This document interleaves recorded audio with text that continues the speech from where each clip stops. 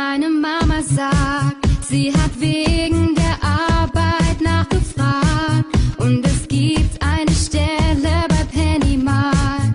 Ich soll arbeiten, Mann, es nervt mich ja arg.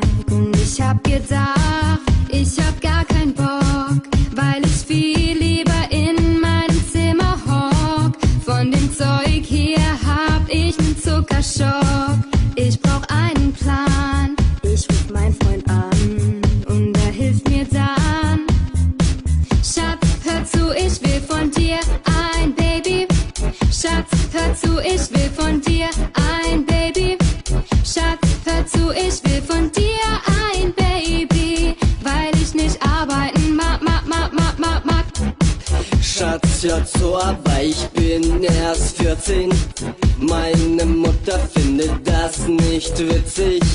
Geh doch lieber die Regale putzen. Und außerdem muss ich kacken. Scheiße, Mann, ich muss Schluss machen, denn sonst werd ich arm. Und sie hält mich bestimmt für 'n Hampelmann. Wenn wir Sex haben, macht sie Löcher rein. Du weißt es zwar nicht, doch das tu ich schon.